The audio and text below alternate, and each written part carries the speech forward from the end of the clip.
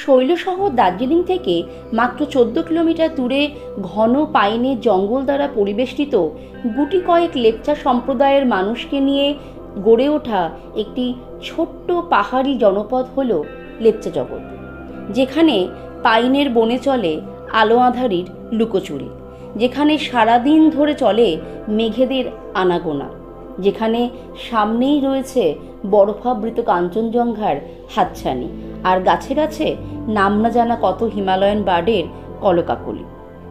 এমন এক পরিবেশে মনের সব জমাট বাঁধা অভিমান নিমেষেই যেন হারিয়ে যায়। এছাড়াও এখানকার ভিউ পয়েন্ট থেকে উপভোগ করা যায় দুর্দান্ত এক সূর্যোদয় এবং কাঞ্চনজঙ্ঘার ওপর তার প্রতিফলন। এই সব কিছু নিয়েই এই নিরিবিলি শান্ত গ্রামটি আজ প্রকৃতিপ্রেমীদের কাছে একটি অন্যতম অফবিট পর্যটন কেন্দ্র হিসাবে নিজেকে তুলে ধরেছে। আজ আমাদের গল্প এই লেপচা জগৎকে নিয়েই।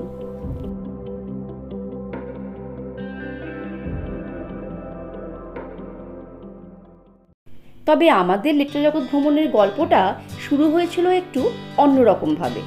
3 রাত 4 দিনের সান্দাকফু ভ্রমণ শেষ করে ফেরার পথে সরাসরি এনজেপি না পৌঁছে আমরা একদিনের জন্য স্টে করেছিলাম এই নিরিবিলি শান্ত ছোট্ট পাহাড়ি জনপদটিতে।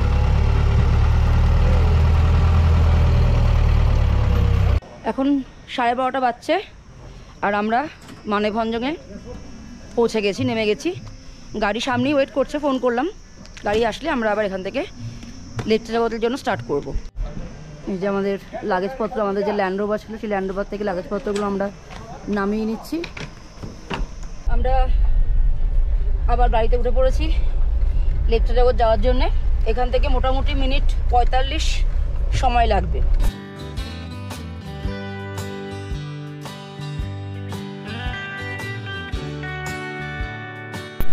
আপনারা যদি সরাসরি এনজেপি থেকে লেপচা জগতে আসতে চান তাহলে শিয়ালদা বা হাওড়া থেকে এনজেপিগামী যে কোনো ট্রেনে প্রথমে চলে আসুন এনজেপি স্টেশন।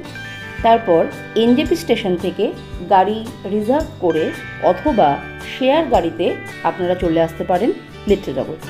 রিজার্ভ গাড়ির ক্ষেত্রে ছোট গাড়ি ভাড়া পড়ে 2,500 থেকে 3,000 টাকার মতো এবং বড় গাড়ির ক্ষেত্রে ভাড়া পড়ে 3,000 থেকে 4,000 টাকার মতন। তবে সিজনে সেটা চেঞ্জ হতে পারে। আর আপনারা যদি শেয়ার গাড়িতে আসতে চান তাহলে এনজেপি থেকে প্রথমে আপনারা শেয়ার গাড়িতে চলে আসুন ঘুম। সেক্ষেত্রে আপনাদের ভাড়া পড়বে মাথাপিছু 300 টাকা করে। ঘুম থেকে আবারও আপনারা শেয়ার গাড়ি পেয়ে যাবেন লেপচা জগতে পৌঁছাবার জন্য। ভাড়া পড়বে মাথাপিছু 60 টাকা করে। ঘুম থেকে লেপচা জগতের দূরত্ব মাত্র 8 কিলোমিটার।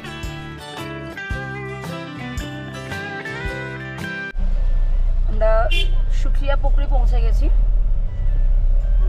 সুখিয়া পুকুরি মার্কেটের মধ্যে দিয়ে যাচ্ছি। এখান থেকে এখন কতক্ষণ? 10 মিনিট। আচ্ছা, এখান থেকে আর 10 মিনিট লাগবে আমাদের লেপচা জগৎ পৌঁছাতে।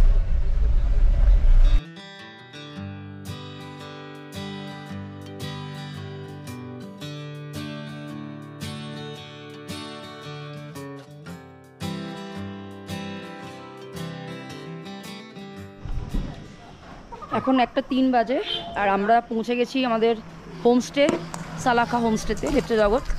ঢুকছি আমরা হোমস্টেতে। এখন এই হচ্ছে আমাদের হোমস্টে। আজকে আমরা এখানেই নাইট স্টে করব। উঠছি ওপরে, আমাদের একদম টপে মনে হচ্ছে ঘর দুটো দিয়েছে। সালাখা হোমস্টে এই হচ্ছে। ঢুকে এখানে একটা এই যে ওয়াশরুমটা, কোমোট আছে, গিজার আছে, ছোট একটা বেসিন আছে, আর এখানে একটা টেবিল, একটা টুল রয়েছে, চেয়ার রয়েছে, বেড, আর এখান দিয়েও বেশ ভালো ভিউ রয়েছে। আর ওই সাইডটা দিয়েও জানলা রয়েছে, এই দিকটা দিয়েও বেশ ভালো ভিউ দেখা যাচ্ছে। লেপচা জগতে একটু আগে পৌঁছেছি, আপনাদের সেটা বলেছিলাম। এখন আমরা এসে গেছি ডাইনিং রুমে লাঞ্চ করতে। আর লাঞ্চে রয়েছে ভাত, ডাল, তরকারি, স্যালাড, আলু ভাজা, আর আছে আন্ডা কারি। আন্ডা কারিটা এখনও নিইনি, ওটার মধ্যে হটপটের মধ্যে রয়েছে, গরম আছে বা কারণ ঠান্ডা আছে, বের করলে ঠান্ডা হয়ে যাবে। মোটের ওপর 20 থেকে 25টি লেপচা সম্প্রদায়ভুক্ত পরিবারকে নিয়ে গড়ে উঠেছে এই ছোট্ট পাহাড়ি জনপদটি। প্রায় প্রত্যেক বাড়িতেই এখানে রয়েছে হোমস্টে। আমরা উঠেছি পাসাংজির হোমস্টে, সালাকা হোমস্টেতে। পাসাংজি এবং তার পুরো পরিবার এই হোমস্টেটি পরিচালনা করেন। খাওয়া দাওয়ার মান যথেষ্টই ভালো। এখানে খাওয়া এবং থাকা নিয়ে প্যাকেজ হলো 1200 টাকা পার হেড পার ডে। কীভাবে সালাকা হোমস্টে বুক করবেন তার কন্ট্যাক্ট নাম্বার অন স্ক্রিন এবং ডেসক্রিপশন বক্সে দিয়ে রাখলাম। এছাড়াও এই লেপচা জগতে আরও কয়েকটি হোমস্টে রয়েছে, সেগুলোরও কন্ট্যাক্ট ডিটেলস আমরা ডেসক্রিপশন বক্সে দিয়ে রাখলাম আপনাদের সুবিধার জন্য। হোমস্টেটা বেশ ছোটোখাটোর মধ্যেও বেশ সুন্দর, বেশ ওয়েল মেনটেন্ড। এখানে একটা এরকম ড্রয়িং রুম মতো রয়েছে, আর এখানেও দুটো ছোটো ছোটো ঘর রয়েছে। আর ঠিক এই জায়গাটা দিয়ে এই যে একদম নিচে ওই দূরে দার্জিলিং শহর দেখতে পাওয়া যাচ্ছে। লাঞ্চ সেরে একটু রেস্ট নিয়ে আমরা এখন আবার এই কাছেই একটা ভিউ পয়েন্ট আছে, লেপচা জগৎ ভিউ পয়েন্ট, এই সামনে 1 কিলোমিটার আগে, সেই দিকে একটু যাচ্ছি। চলুন যাওয়া যাক তাহলে একটু। আমরা রয়েছি এটাতে, এই হচ্ছে ফার্স্ট হোমস্টে, সালাকা হোমস্টে। এরপর একে একে সব হোমস্টেগুলো রয়েছে।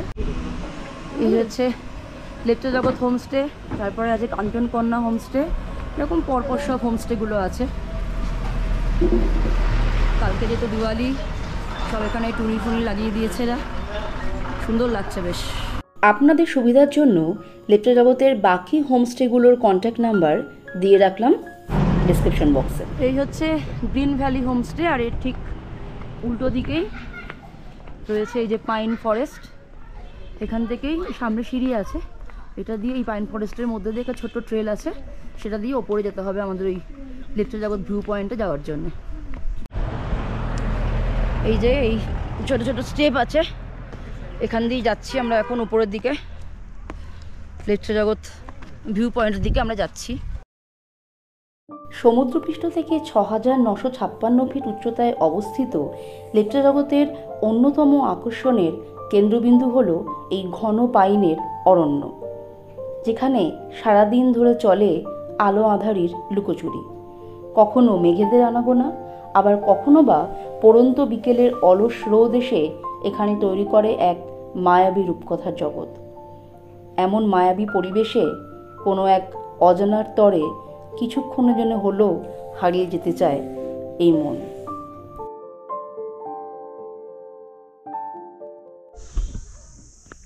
এই ট্রেলটা ধরে এগিয়ে যাচ্ছি ওপরের দিকে। চারিদিকে এখন নিস্তব্ধ, আর শুধু ঝিঝি পোকার ডাক ভেসে আসছে। এতটাই নিস্তব্ধ যে দারুণভাবে ঝিঝি পোকার ডাক শুনতে পাওয়া যাচ্ছে।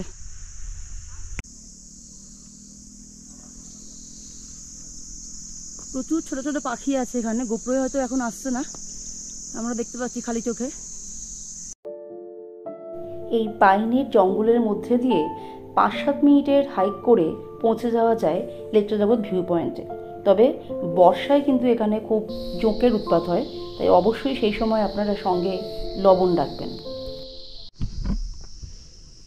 যদি আপনারা নেচার লাভার হন আর একটু শান্ত নিরিবিলি পরিবেশে থাকতে চান, তাহলে কিন্তু দার্জিলিং থেকে মাত্র 19 কিলোমিটার দূরে এই অফবিট, এই একটা স্মল হ্যামলেট, এখানে আপনারা এসে নিরিবিলি 1-2 দিন অবশ্যই কাটিয়ে যেতে পারেন।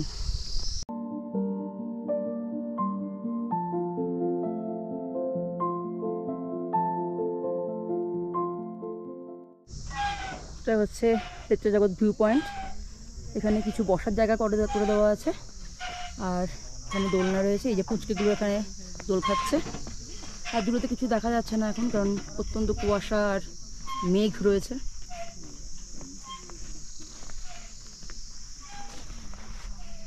আকাশ ক্লিয়ার থাকলে এই দিকটা দিয়ে পুরো কাঞ্চনজঙ্ঘা রেঞ্জটা পুরো দেখা যায়। এখন তো পুরো মেঘে ঢাকা। আর এই দিকটা নিচে ডান দিকে এইখানটা রয়েছে দার্জিলিং টাউন। লেপচা জগৎ ভিউ পয়েন্টে থেকে এবার ফিরছি। গেছিলাম সানসেট দেখবো বলে, কিন্তু আকাশ পুরো মেঘাচ্ছন্ন হয়ে যাওয়ায় কিছুই দেখা গেল না। এখন আপাতত সন্ধ্যা হয়ে গেছে, আমরা এখন হোমস্টের দিকে ফিরে যাচ্ছি।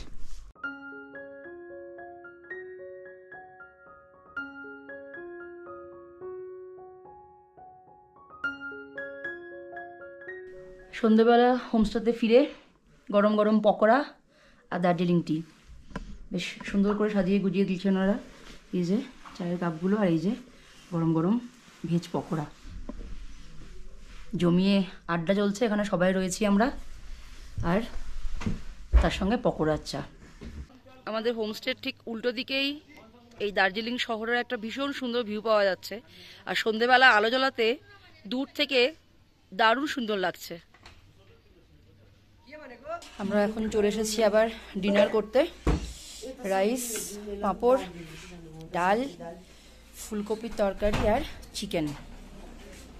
আর শ্রেয়া চিকেন খায় না, ওর জন্য একটা ডিমের মামা।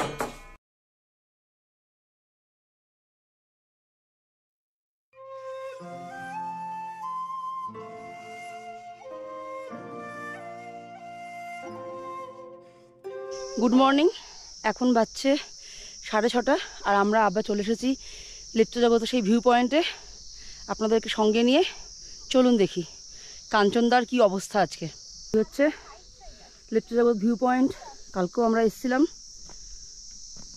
কিছু বসার জায়গা রয়েছে, একটা দোলনা রয়েছে, আর আজকে বেশ মেঘ টেঘ নেই, চারিদিকে খুব ভালো সুন্দর রোদ্দুর বেরিয়েছে, আর সামনেও মেঘ নেই। সামনের ভিউটা জাস্ট দেখুন আপনারা।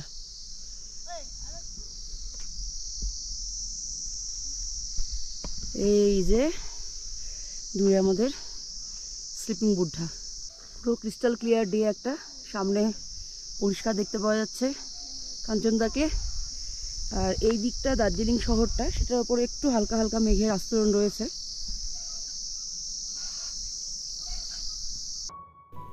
আকাশ পরিষ্কার থাকলে এই ভিউ পয়েন্ট থেকেই দুর্দান্ত এক সূর্যোদয় এবং কাঞ্চনজঙ্ঘার ওপর তার প্রতিফলনের মনোমুগ্ধকর দৃশ্যের সাক্ষী থাকা যায়।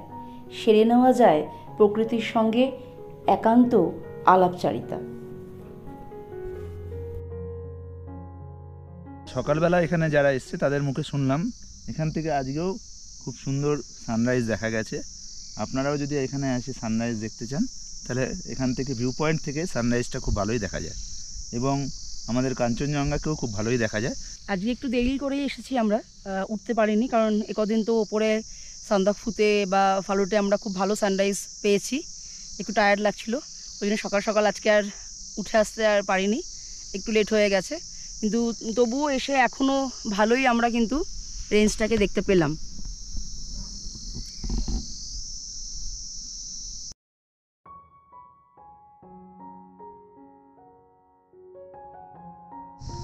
লেপ্চা জগৎ ভিউ পয়েন্ট থেকে এবার আমরা হোমস্টের দিকে ফিরে যাচ্ছি।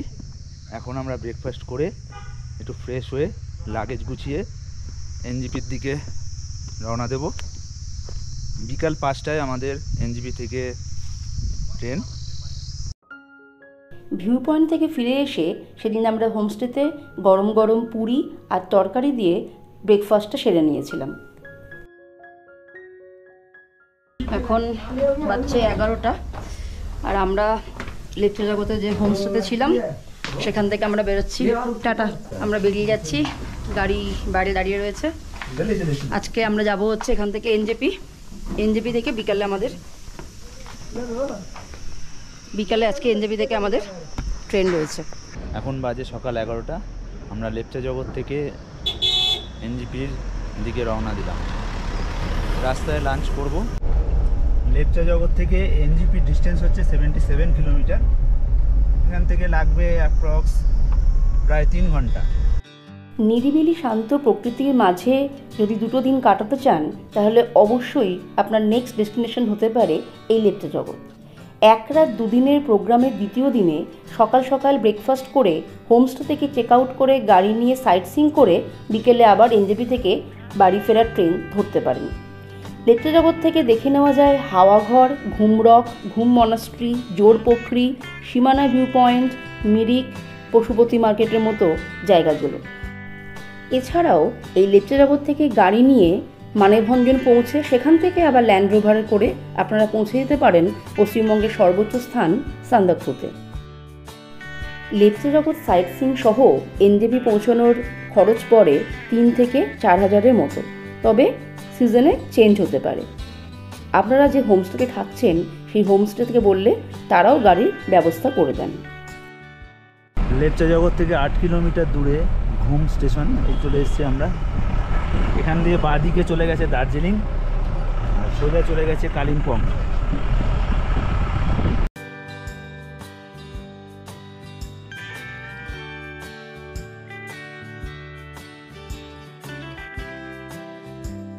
আমাদের এবারের মতন পাহাড় ভ্রমণ শেষ।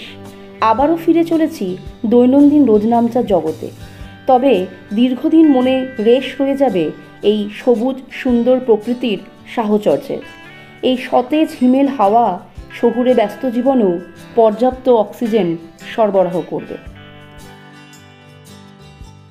এখন টাইম হয়েছে 1:45 আর আমরা এনজেপি পৌঁছে গেছি। ট্রেন তো এখনও অনেক দেরি, আমাদের একটু ওয়েট করতে হবে। এখন সঙ্গে লাঞ্চটাও সেরে নেবো। আর এবারের মতো আমাদের পাহাড় ভ্রমণ শেষ। যদি আমাদের ব্লগ ভালো লাগে তাহলে অবশ্যই আমাদের চ্যানেলটাকে লাইক, শেয়ার এবং সাবস্ক্রাইব করবেন। ধন্যবাদ।